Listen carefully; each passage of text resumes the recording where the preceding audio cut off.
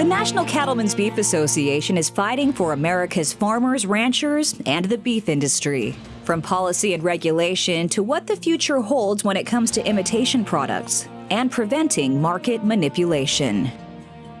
Good evening and welcome to this special edition of Rural America Live. I'm Christina Loren. Since 1898, the National Cattlemen's Beef Association has served as the marketing and trade organization for America's cattle farmers and ranchers. And tonight we're going to take an in-depth look at the victories NCBA has achieved this year, what they mean for cattle producers, and some of the challenges that they will address going down the road.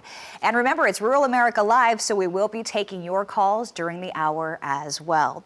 But first, let's meet tonight's guest. Joining us is the president of NCBA, Jennifer Houston. Thanks so much for being here, Jennifer. Thanks for having me.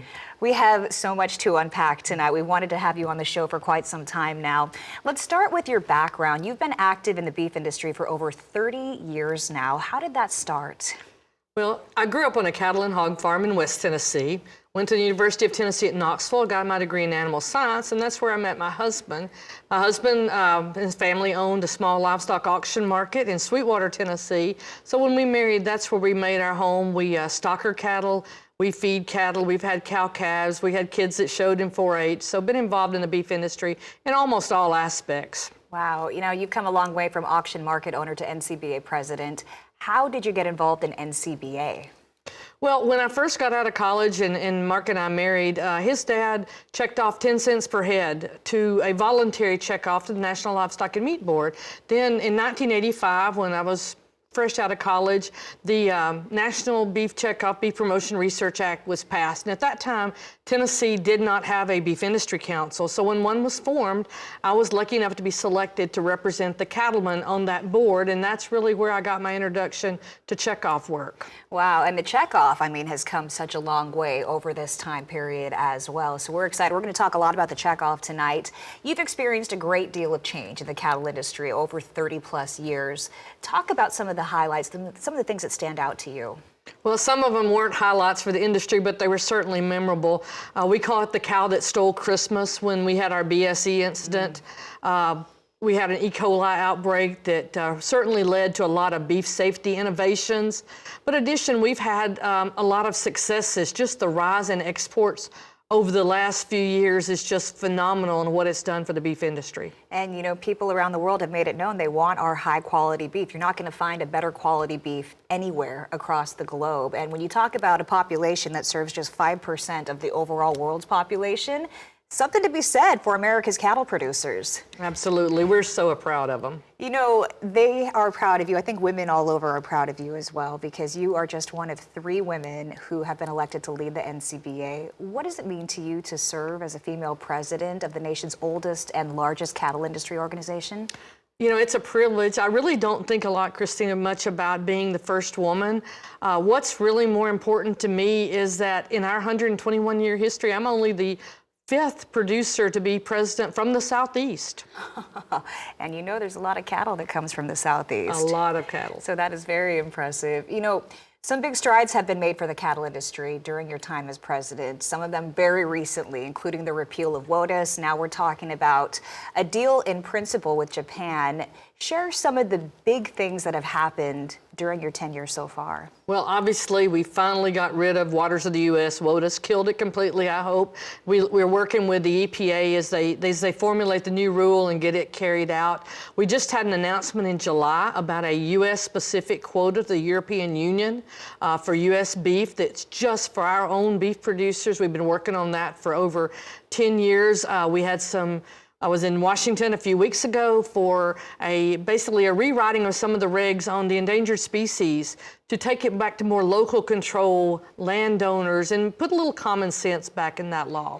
You know, President Trump, before he was elected even, he said that he was going to work on regulation. He's always been in favor of cattle producers, it seems. We know that he supports the nation's producers. What is it like to stand next to him representing cattlemen and women at the White House? Well, it's certainly a privilege and an honor. In addition, it's a little surreal, and it especially gets there. He asked me to make some remarks, and all of a sudden I look out, and the president is adjusting my microphone. So you think, is this really happening? So, but it is. It's a great moment, and the things that we've been able to announce. That was the EU announcement. just the access, and just like you say, the consideration he gives to America's farmers and ranchers is amazing. I love that he wanted your voice to be heard, and your voice is that of cattle producers across the country. So that alone, I mean, just that movement, it says something about who he is. Now, the cattle and beef market suffered a significant blow recently, immediately following the Tyson Foods beef processing plant, the fire in Holcomb, Kansas. Talk about how NCBA was quick to step in and try to mitigate anything that could have gone wrong when it comes to cattle markets. Well, immediately after it happened, we got on the phone and got in touch with not only the White House, obviously, USDA, the CFTC, Department of Transportation, really looking for any kind of relief they could give us, whether it's increased hours for inspectors in the plants, whether it was helping us with transportation as these cattle had to move from not being killed at Holcomb to another probably Tyson plant. And we asked both the CFTC and the USDA Packers and Stockyards to really look at what was going to happen to the market in that time to be sure that things acted like they should. And I really want to applaud Secretary Perdue. He took that one step further and issued an investigation to be sure and that things were done right and there was no collusion and nothing done wrong. And we're asking Secretary Perdue not only to use the resources of USDA, but also our market analysts and our economists from across the nation just to be sure and leave no stone unturned to be sure things were done right. You know what I love about what happened is you made the call to action. USDA stepped in instantaneously, it seemed like. They were right there to take your back. How did that feel? Oh, they've been a great partner. Secretary Perdue and his undersecretaries, whether it's for trade or markets or whatever, have been super great to work with. They listen to us. They want to know what cattlemen and women think. And when we have an ask that's important to the industry, they came to the table. What is your message to cattlemen and women who have seen their operations impacted by this fire? Well, it's a tough time, and we understand that. We're working every day to do what we can to help that. It's been a tough time because of weather conditions. We've had rains, we have snow this winter, and the last thing that we needed was a fire at a major packing plant. So we're working for you every day to try to mitigate as much of the effects as we can, for sure. It's great to have someone on your side. The checkoff is a big part of that as well. Cattle producers, and any cattle producer out there has a vested interest in what NCBA is doing. And it's hard to find any negativity if you look online about NCBA, which goes to show that you're doing your job very well. Let's talk about alternative proteins now. This is another hot button issue. For instance, lab-grown meat. Where does NCBA stand there? Well, NCBA really took the proactive approach last year. We were having sort of a tug of war between the Food and Drug Administration and USDA on who was going to have jurisdiction over a lab-created cell-cultured meat. The FDA has a very different methodology in both their labeling and their inspection. And we sort of said if this technology is going to play in the meat space, then they need to be regulated like we do, meaning daily continuous inspections. They need to be labeled and held to the same strict standards. It's got to be science-based and it's got to be pre-approved. And if they play on a level playing field, we know our product's going to compete any day. And there is no lab-grown meat on the market today, is that correct? That's correct. It's all in the research and development phase. Okay, now the issue of beef industry sustainability gets linked to the rise of these imitation products. How does beef stack up in terms of sustainability when you compare it to plant-based proteins? Well, you talked about the checkoff. That's one of the things the checkoff has done. We've completed lifestyle assessments of our beef. We know what our carbon footprint is, but we also know we've got a great story to tell. We not only are not part of the problem, we're part of the solution. The grass, the corn, all the things that our cattle graze on actually sequester carbon and offset what you may hear about. But even with that, beef cattle account for less than 2% of greenhouse gases according to our own EPA. You know, I think that's why it's so frustrating when you hear advocates come out for this Green New Deal and they blame so much on cattle, whereas cattle have come such a long way in terms of sustainability. So it's interesting to hear that. I think that's a side of the story that the normal consumers don't really hear about too often. We don't, but thank goodness we had that foundational research. So we can hit right back and say, no, that's not true. You're using bad data.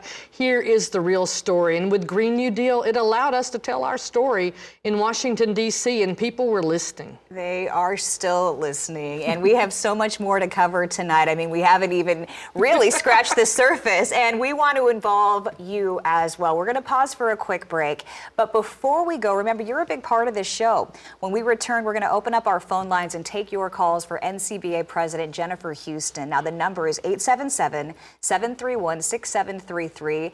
It's so important to note that NCBA's mission is to serve the beef industry, improving the business climate, and growing global beef demand. Let Jennifer know what's important to you tonight. This is your chance to sound off, raise your voice. 877-731-6733. More Rural America Live with NCBA right after this.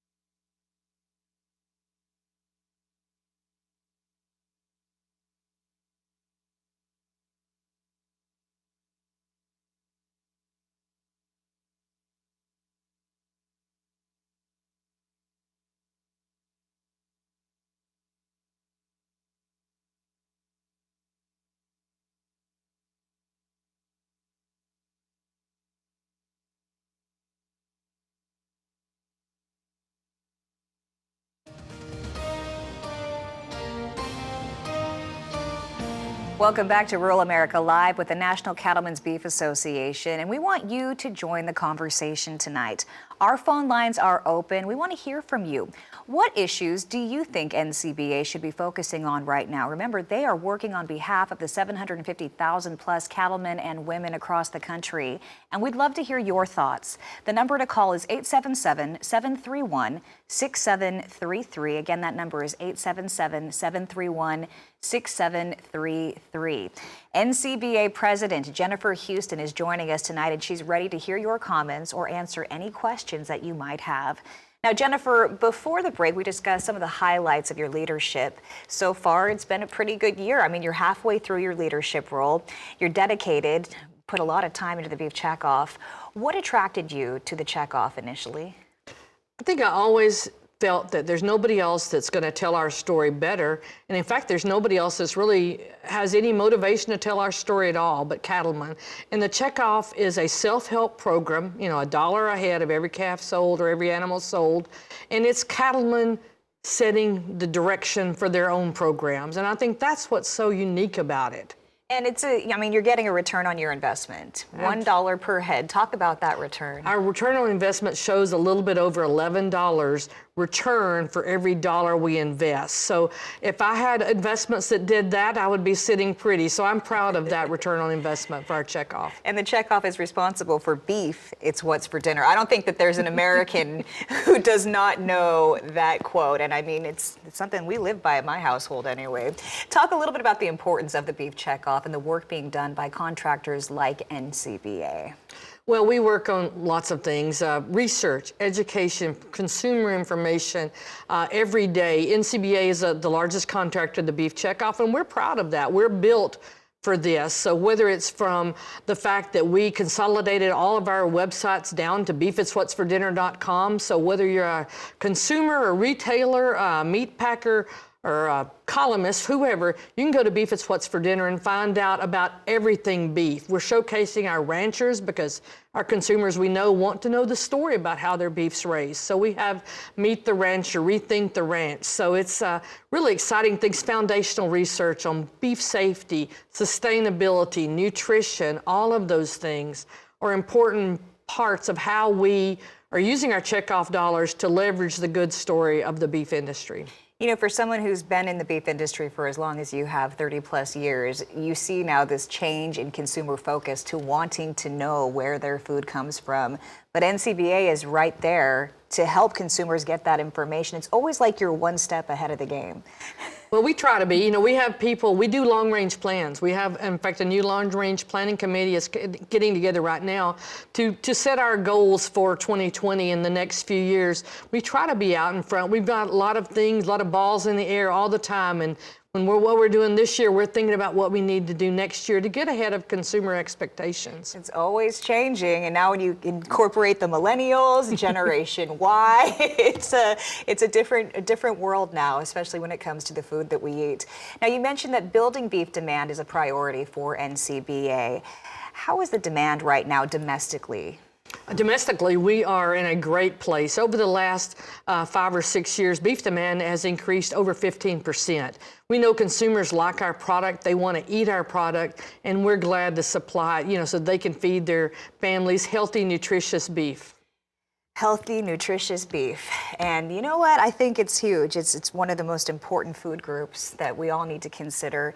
877-731-6733 is the number to call. We're going to start taking your calls in just a moment. I want to give you that number one more time, 877-731-6733. We talked about domestic beef demand.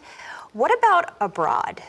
We also have tremendous demand for our international market. Our exports last year surpassed $8.33 billion with a B dollars. Now, what that translates to every farmer and rancher for every animal ready for harvest, that's over between $300 and $350 a head. Wow. Just due to our export market. $350 a head. Yes. That makes such a difference. And you know, when you look at the commodity markets, you hear a number like that, you can see why trade is so critical right now, getting some of these agreements passed. And we're getting very close to Japan. Do you have any sort of a timeline for us? I know soon is what we're expecting, but what do you think as far as that goes? I'm optimistic it's going to be very soon. We got the agreement in principle. We know they like our product. They're our #1 export market. Last year in 2018, over $2 billion was sent to Japan, even though we're at about a 12% tariff disadvantage to our largest competitor in the Japanese market, which is Australia and the rest of the countries that stayed in the CPTPP. But we're comfortable that our bilateral agreement that our president and his trade team has worked out is going to put us on a level trading field or even better. And so I think it's going to be really soon. And you know, NCBA was always transparent. You always knew that it was going to take a while to get many of these agreements passed. You always let the cattle producer know that, but you always continued to push and push. And so to see some of the fruits of your labor now coming to fruition, it's got to feel pretty good. It's an exciting time to be in the beef industry for sure. All right, we're going to go to the phones now. I have so many questions for you. Thank you so much for taking all of them. But we want to go to Charles from Arkansas. Thanks so much for joining the conversation, Charles. Go right ahead. Yes, ma'am. Fairly new to the beef business. Where does the NCBA stand on the country of origin labeling? Well, we are for voluntary country of origin labeling. The mandatory country of origin labeling with the marketing program didn't work. It didn't resonate with consumers. It cost the beef industry many millions of dollars, and even more importantly, we lost 3 WTO cases because of mandatory country of origin labeling. All right. Thanks for that call. Appreciate that, Charles from Arkansas. We're going to go to New York State now to talk with Joel.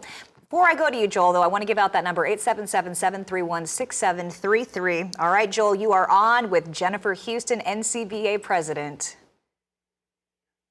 Yes, my question is, what is the NCBA doing for younger people, high school and college age, that could be involved in the agricultural industry, and unfortunately they're not getting the information?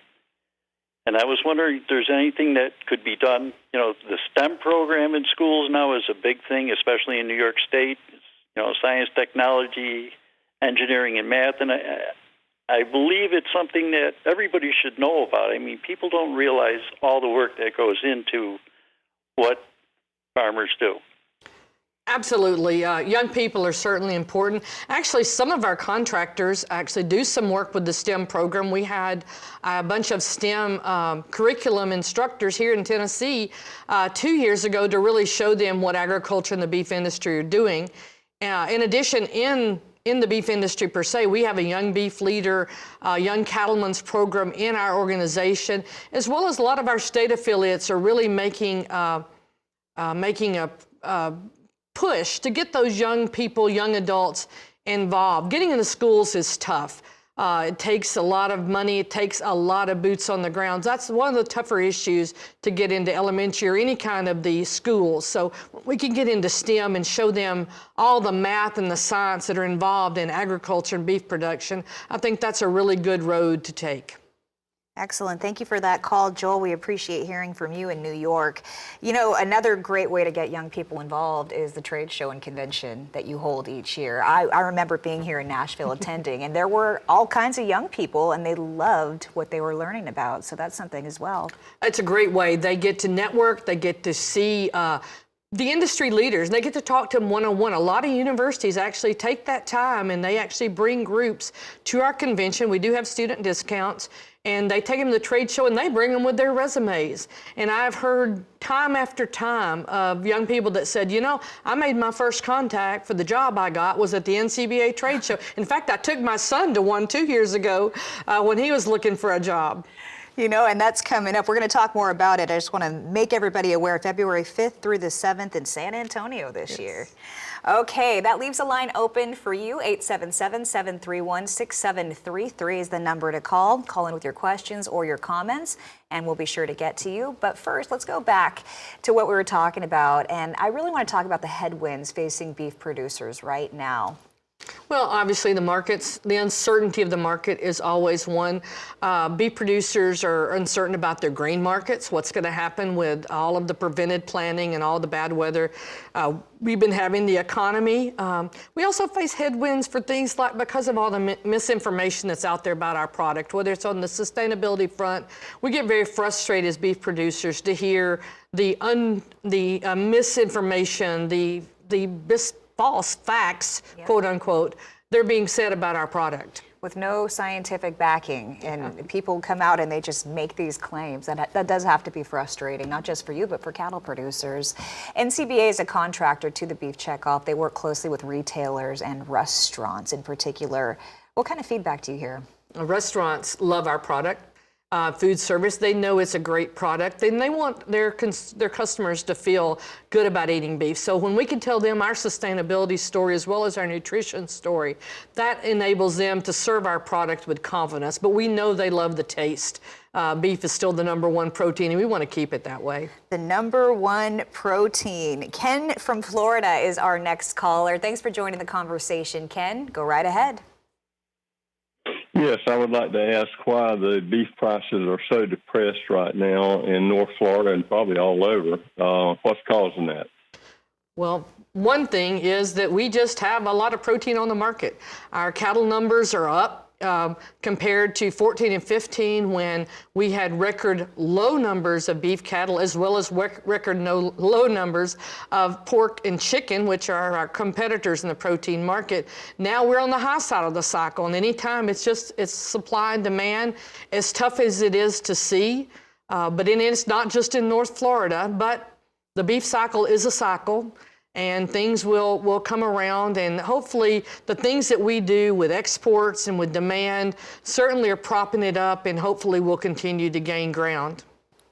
All right, thank you for that call, Ken, and that leaves a line open for you, 877-731-6733. And just talking about prices, you know that we do have some big deals looming right now. Japan is a big one. We could have an answer soon. That's what you said earlier. You think that it's going to happen soon. That brings a lot of optimism to the table, as well as USMCA. Talk about the importance of that trade agreement. USMCA, the U.S.-Mexico-Canada agreement, is super important. Since we've had free access to Mexico and Canada, our imports or exports to Mexico and Canada, certainly Mexico, have increased over 500%.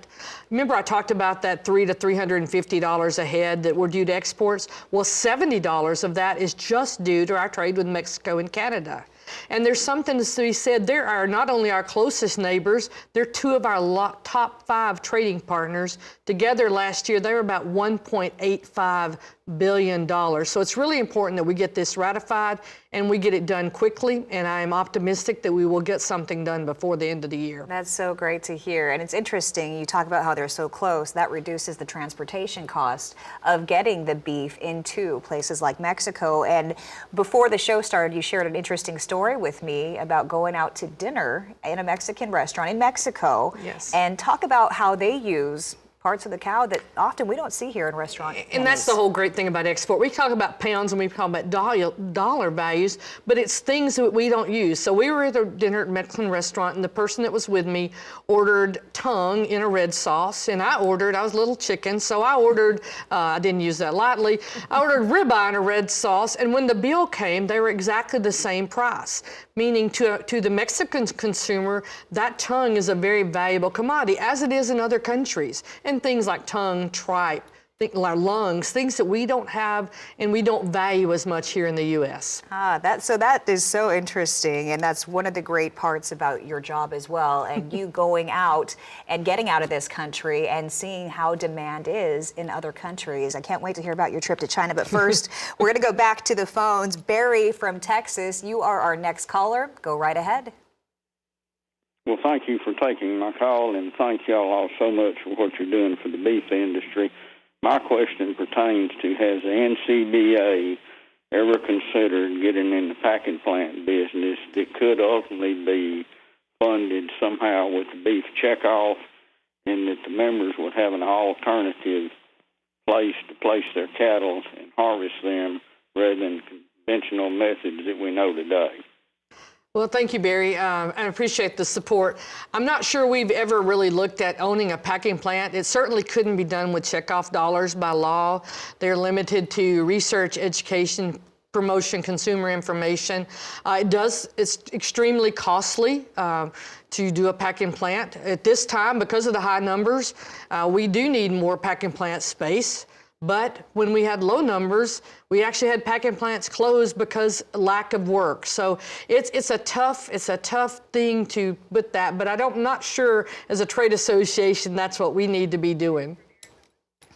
All right. Thank you so much for that call. Barry from Texas. Boy, we're hitting all parts of the country. Yeah. This time we're going to go to Arizona to talk with Dennis. You are on with Jennifer Houston, NCBA President. Go right ahead.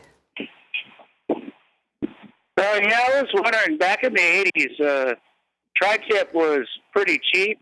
That's my favorite part of the cow. But now it's like more expensive than other meats. Why is that? I'm sorry, I didn't hear that. He said back in the 80s, tri-tip was less expensive than it is now. He's wondering why. Because the rest of the world discovered what a tri-tip was. Back when I first became involved in the checkoff, in the eastern part of the U.S., we didn't have tri-tips. So I think, number one, there's a limited supply of tri-tips, and they're very flavorful, and people like them. And really with Food Network and things like that, we know about tri-tip, and anytime that people want something that there's limited supply, price is going to go up. Basic economics, supply and demand. All right, but thank you. That's a great question. Dennis from Arizona, and that leaves a line open for you. 877-731-6733 is the number to call and join our conversation. Now, what would you say to viewers, particularly those involved in the cattle industry, about the importance of NCBA and being a member of both their state and national organizations? Well, I've said the whole year that be involved where you can. Be involved, look at your time and your resources. If it's at your county level, if it's at the district level, if it's at the state level, or if it's national, it's so important. NCBA is a grassroots organization. That's where we take our marching orders. And a lot of times what we do starts at a county meeting, and that county takes it to their state, and their state takes it to national. And policy is formed if other states agree with you. So your voice is important. And so let yourself be heard, please. You got to raise that voice in order for anybody to hear it. So that's a great way for cattle producers to do so. We were talking about innovation earlier on, and especially appealing to this consumer economy right now who wants to know where their food's coming from. Talk a little bit about how you're actually using artificial intelligence to get people more engaged in where their food comes from. Yeah, our work as a contractor, the beef checkoff, we developed last fall and debuted it at our convention this winter, a thing called Chuck. And Chuck is artificial intelligence. He runs on your smart speakers, your Alexa and all that type thing. It also can be pulled up, chuckknowsbeef.com, on your iPad, your laptop, your phone. But Chuck gets to draw from everything that I talked about that was on Beef It's What's for Dinner. So you can ask Chuck, if you're at home in the kitchen, Chuck, I just bought a tri-tip. What do give me a recipe, and Chuck may say, I've got 5 recipes, try the Hawaiian tri-tip. He may also, if you're in the smart speaker, it's interactive. He may say, would you like nutritional information? Or if you've got it on your phone and you go to the grocery store and they've got strip steaks on sale, and you say, Chuck, what do I do with a strip steak? And it won't talk to you on your phone, but it will come back in text. So I'm really excited about this. It's got great reviews from consumers, and it's being used by some independent grocers who may not have a butcher there all the time. Oh, wow. Really actually helping people in the way that their business functions. Yes. That's fantastic. Okay, we're going to go back to the phones. We're going to Tennessee this time, your home state. Diane, thanks for joining us. Go right ahead. Yes. When I go to the grocery stores, beef is so high, and it just doesn't seem like the farmers are getting their fair share of the prices. That's sort of I guess it's a double-edged sword or a dichotomy. We're proud. That's one thing our beef demand has done, is it's helped keep those grocery store prices up. And sure, farmers unfortunately have always had the smallest share of the consumer dollar when it comes to food. But again, we hope by continuing by building demand that our prices are going to rise. But it's a good thing that we are able to sell the amount of beef we do at the price we got. It means our consumers want to buy it. That's right. Again, it goes back to basic supply and demand economics, and they're buying it. In fact, sometimes they're running out at the stores, especially when it comes to tri-tip. Apparently. 877-731-6733. That is the number to call and join the conversation. We're getting a lot of great calls tonight. Keep your questions and your comments coming. This is a rare opportunity. I just want to remind everybody that to have the president of NCBA spending an hour with us here at RFD-TV, it's a rare occasion, and we want to hear from you. Take advantage of that tonight, 877-731-6733. We're going to go back to Tennessee again, and Lynn joins us. Thanks for joining the conversation, Lynn. Go right ahead. Yes, I wanted to know where NCBA stands on the hours of service rule for the guys that haul cattle.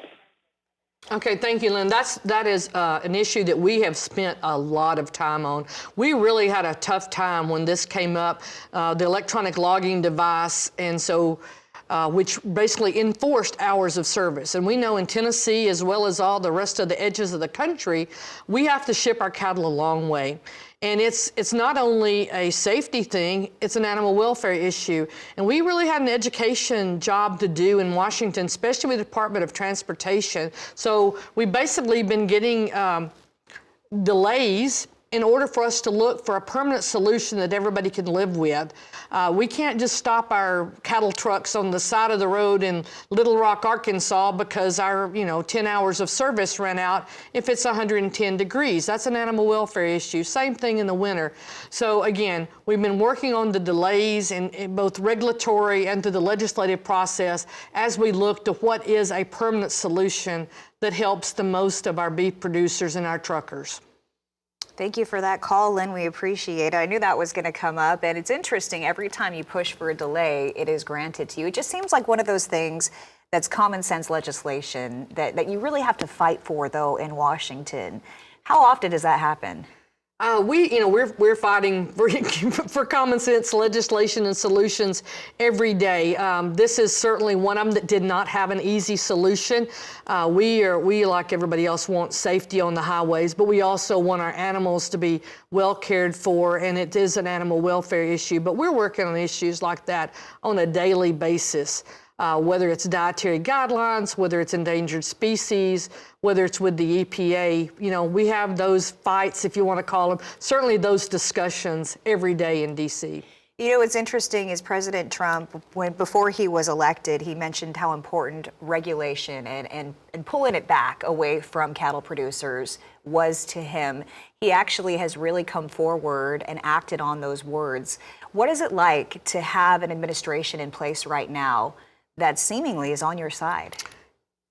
Daylight and dark. It is so refreshing. Not only, I used to call it playing defense. If you remember that old game called Whack-A-Mole, that you just tried to play defense all the time. This administration, whether it's Department of Interior, whether it's USDA, they're calling us and say, what do the cattlemen think about that? And I'm sure they're talking to other organizations also, but they want to know, how do the cattlemen feel about this before they do something? Not that we're playing defense after something feels like it's done to us. That's got to be refreshing. I mean, in your 1 year of presidency, this is what you have been granted with. What a blessing to you.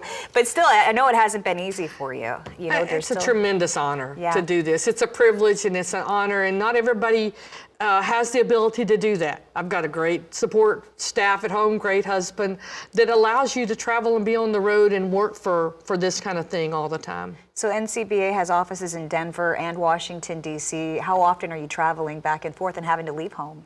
I'm home part of each week, a good part of each week, sometimes Denver, sometimes Washington, a lot of times to our state affiliates or other industry meetings, but enough to where I bought my husband a puppy so that he wouldn't have so he'd have somebody to talk to when I wasn't home. Okay, well, that leaves time for you to call in 877-731-6733. We knew that this hour was going to fly by, but we still have one more complete segment for you with Jennifer Houston. We're going to talk about what she has planned for after you hang up your hat, after your year is done. So we look forward to hearing from you, and we still want to hear your questions and comments as well. 877-731-6733. We're going to pause for a quick break, but before we go, remember, you're a big part of the show. This is a great opportunity for you to have direct contact with NCBA President Jennifer Houston. Please join us. We're going to be right back. NCBA works to advance the economic, political, and social interests of U.S. cattle producers. Let Jennifer know what's important to you. More Rural America Live with NCBA right after this.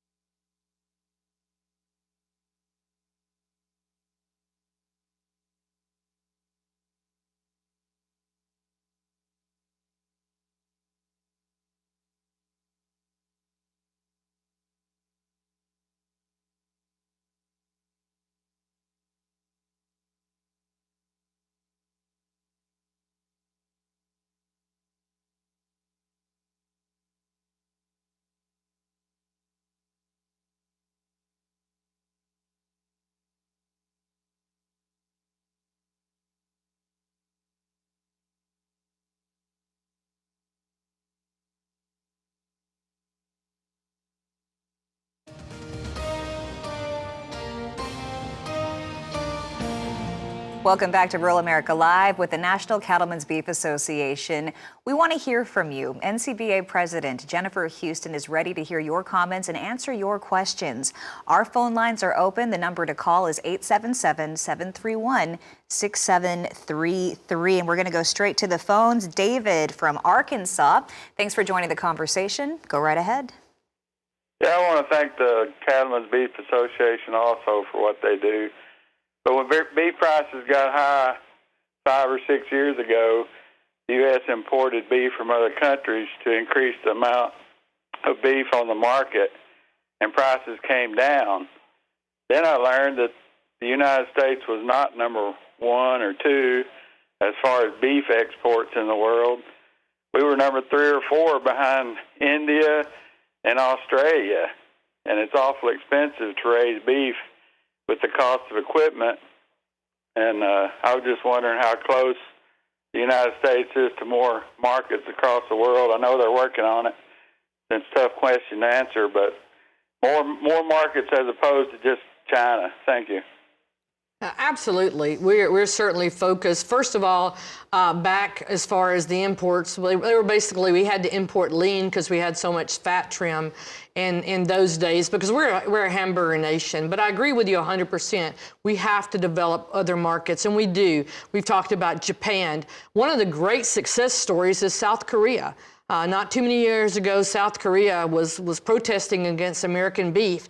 Now they're our number 2 export market. Last year, over $1.75 billion went to South Korea. Since the Korean and U.S. free trade agreement, we've increased exports to Korea over 82%. But we're not resting on our laurels. We continue to work for market access to emerging countries, countries that have an emerging middle class that has more money. When a middle class has more money, they want to buy protein, and we want them to buy U.S. beef. So we're looking at nations in the ASEAN area. We're looking at nations in Africa and some what we would call non-traditional export countries. All right. And when you think about chorus, I mean, that 82%, that's over the course of just 12 years' time. So it really, it provides some inspiration for the deals that we're working out now, wouldn't you say? Yeah. We all want to know what's our next Korea. Yep. And we're going to find one. We're going to find one. And that's going to help all of us. Okay, thank you so much for that call, David from Arkansas. We appreciate hearing from you, and that leaves a line open for you to call in, 877-731-6733. Okay, we've got to talk about traceability in the beef industry. This is a topic that can be a little divisive among cattle producers. Where does NCBA stand? Well, NCBA wants to see a more robust traceability program. I think it protects our cow herd. There's a number of opinions on how we get there. And so we have a working group that's been working on things that we know we can agree on, whether it's premise IDs, and we're taking those ideas to USDA. We continue to work with USDA. We know we have a portion of the cow herd that is under mandatory ID already. We want to continue to improve that. And then we want to look, we have voluntary programs such as Angus Source. All together, it's to our best interest to protect ourselves from foreign animal disease if we have a robust traceability program. So now it's the devil's in the details as how we get there and how it's accomplished. But we're going to continue to work with everybody on how to do that the best way possible. Do you consider it critical to compete against other forces across the globe? Well, right now we're in a good place with exports with the amount of traceability that we have now, but we realize that could change overnight, whether it's because of an incident that happened, because of a change in a foreign government. There's a number of reasons that it could be important that we have a much more robust traceability, so it behooves us to think about that ahead of time. In fact, we're the only country, we did a world perspective study that basically looked at all of our competing export countries. And we are the only country that are talking about a traceability system proactively. In other words, before we have an incident that causes us to have a traceability system. So you're making that preemptive strike just in case. And I think that's what cattle producers appreciate so much about NCBA, is that you always are thinking forward. You're always looking to the future. That's outstanding to hear. We're going to go back to the phones. Chris from Oklahoma, you are our next caller. Thanks for joining the conversation. Go right ahead. Thank you.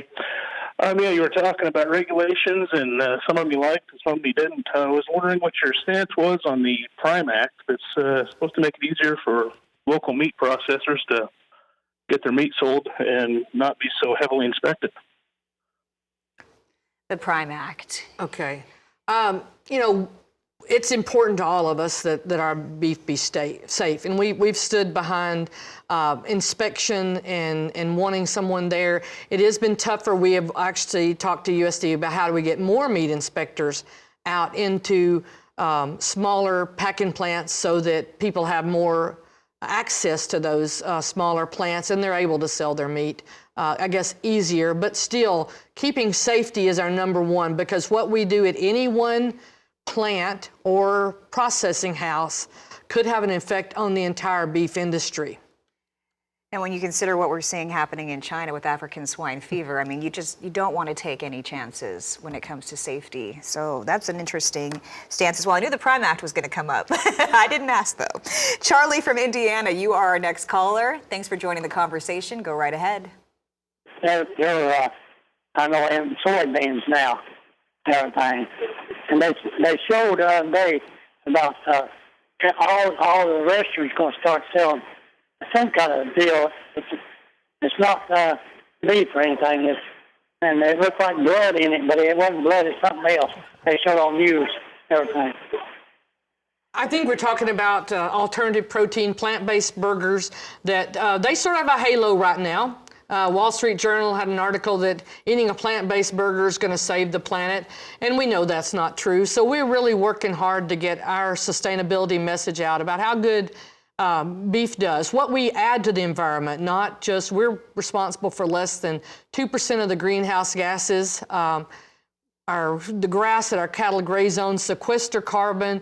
So, you know, we've always had plant-based burgers. Just right now, they're just getting a little extra attention. And that's fine. We're up all for consumer choice as long as people don't disparage our product and keep their labels basically strict on both science and truth. All right. Thank you for that phone call. We appreciate it. We're going to go to Colorado now to talk with Rick. Go ahead. You're on with NCBA President Jennifer Houston. Hello, Ms. Houston. I appreciate you taking my call. I come from a cattle feeding background, and my question is in regards to, the beef checkoff, and listening to you talking about what the NCBA has done as far as expanding markets is really encouraging. But I also have a background in the packing industry, and at no time in history have I ever seen the imbalance between what the producer's getting and the margin that the packer's getting. And my question really is, given how good beef is doing, given the fact that the packing industry is enjoying unprecedented margins, and given the fact that the cattle feeder is operating in the negative, if that's ever been a point of discussion at the NCBA level. Well, obviously, that's been a point of discussion a lot. We are in an industry, unlike a lot of others, to where all the segments of our industry, cow, calf, stocker, feeder, packer, are sort of in an adversarial position. And in fact, I think it was 2017 into 2018 was the first time that all segments of our industry actually were profitable. There was a lot of years when packer margins were very slim or even unprofitable. And so we just want market forces to work. And that's one reason we really asked USDA to look hard at what was happening. We're all free market people, typically in agriculture. We don't want the government telling us what to do or trying to fix something. So we will work through this, and I think things will balance out. A lot of it will have to do with feed costs this winter. I had a feeling that one would come up as well. But it is good to know that NCBA is keeping it at the forefront of discussion. Rick from Colorado, thank you. They're hitting you with the hard ones tonight. Okay. You have come prepared. Okay, that leaves a line open for you, 877-731-6733.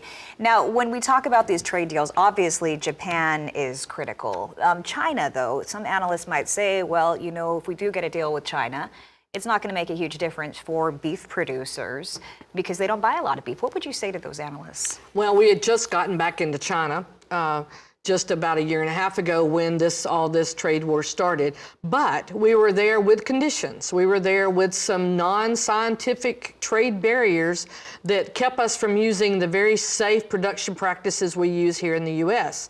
So if we were able not only to get rid of retaliatory tariffs, but get those non-scientific trade barriers gone and have the same access, for example, that we have to Japan, CattleFax has estimated that over 5 years, that could be China, could be a $5 billion market for U.S. beef. So the potential is there, and that's why we really encourage the administration and the trade ambassadors to really work on those non-scientific trade barriers. That's excellent to hear. And you were recently in China.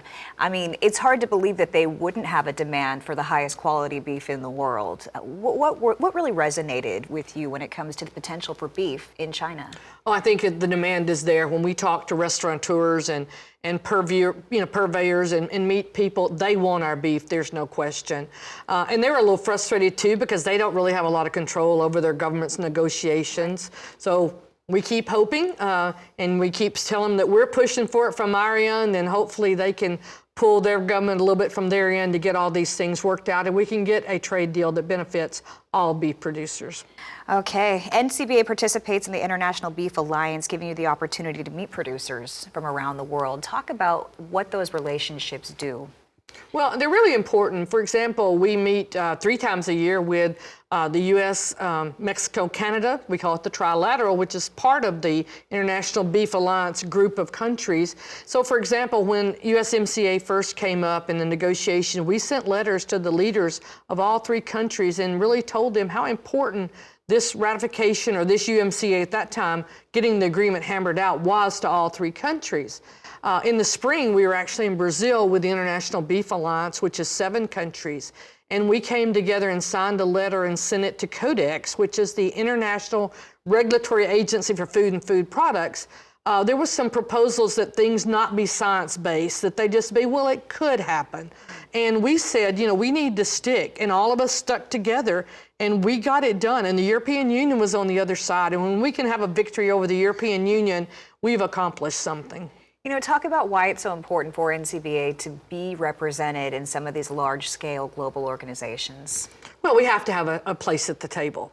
Yep. Policy is going to be made without us if we're not there. And so important because the U.S. beef industry is different. And we don't need to be painted necessarily with the global beef industry because we are more efficient. We have a lower greenhouse gas, our carbon footprint's lower. But there's things like this scientific thing that we can work together on, and we need to work together as a group because we know that people in the European Union don't like a lot of our production practices, and they want to keep us out of that market too. So if we band together outside the European Union, we can get a lot accomplished. Okay, we've got a little bit more time to take your calls tonight, 877-731-6733. We're going to go back to the phones in just a moment, but first I want to talk about the Cattle Industry Convention. It's right around the corner now, happening in February, San Antonio. What do you think are some of the highlights that attendees can look forward to this year? Well, we always look forward to going to San Antonio. It's one of our best convention cities. We have a trade show of over 7.7 acres, plus all of our policy committees will be working. So all the representatives from their state cattle associations will be coming together and talking about issues of interest to beef producers. And then on the checkoff side, our joint checkoff committee is made up of the Cattlemen's Beef Board members from each state and the Federation of Beef Councils, which is made up of state beef council members from each state. They'll be setting basically large goals for our checkoff program for the next fiscal year. It's just a lot of fun. We're going to do some social things. We're going to have a NCBA Invitational PBR bull riding event at the Alamo Dome, which will be really exciting. We'll have a music festival another night. So it's really a time of both work and fun when we get together for convention. And it's a good opportunity to meet face-to-face with your constituents to hear what's important to them, kind of like what we're doing tonight on a show like this. Really appreciate you taking all these calls tonight. So the Deep in the Heart is going to be this year's theme, the Cattle Industry Convention and NCBA Trade Show, February 5th through the 7th. But registration opens just a couple weeks, October 1st. 1, yes. Yeah. So please sign up early, get the best hotels or the ones that you want, and get you in there. It's just a great time. It's something that people who've never been, it's hard to imagine a trade show so full, not only so big, but so full of new technologies, new ideas. You get to talk to the people, to the companies that bring you things that can help you make money in your operation. Which is really what it's all about, is that bottom line at the end of the day when it comes to cattle production. Absolutely. Okay, for you personally, what are you most looking forward to at this year's convention? I think it's meeting old friends. There's some people that I only see at convention. Some of them I get to see when I go out from the States, but that networking with friends and talking about and exchanging ideas, and we do things differently in Tennessee because of the resources we have than they do in Utah or that they do in the Northwest, and that's fascinating to me. What would you tell cattlemen and women who might be on the fence about making that trip to San Antonio in February? I think I'd tell them it's probably the most important investment that they can make in their operation. Not only the people they meet, like we talked about the trade show, learning the new technologies, the speakers we have, the information that you can gain just from attending the policy meetings or the checkoff meetings, to me, are well worth the dollar spent. Okay, you can go to ncba.org for more information. Also, want to make a call to action to the students or the young people in your lives. Remember, they're the next generation of ranchers across rural America, so it's important for them to attend this trade show and convention as well. And like you talked about earlier on, there's a student discount, huh? There is. It's a great time for students to learn the depth and the breadth of the beef industry, from cow-calf all the way to packer and everything in between. Okay, now you're about halfway through your term, the midsection, right in the middle of the road. What are some of the items that are left on your agenda that you'd like to accomplish? Well, we've got get USMCA ratified, get that across the finish line, and we hope soon that we'll hear a finality on the agreement to Japan. That would mean so much to beef producers to get that tariff differential down to zero. That's what we hear that's in there. We're going to continue to work, like I said, on the new waters of the U.S., continue to work on things with the endangered species. So there's never, plus transportation. We've got to get transportation worked out. So all those are still on my to-do list. A lot of work left to be done, and we only have a few moments left after you complete your term. What are you going to do then? My husband says get back to work, so I'm looking forward to getting back on the farm and working some cattle and being at the market, and nobody knows who I am anymore. The puppy barks when I come home, so It's going to be good to get back on the farm and get back to work. All right, well, I want to sincerely thank you for spending this hour with us. It just flew by. We had a lot of great questions. You handled them like a champ. You know, there's always going to be questions in the ag industry right now. That's okay. We thank you for joining us, and thank you for joining us on Rural America Live. Hope you have a beautifully blessed evening.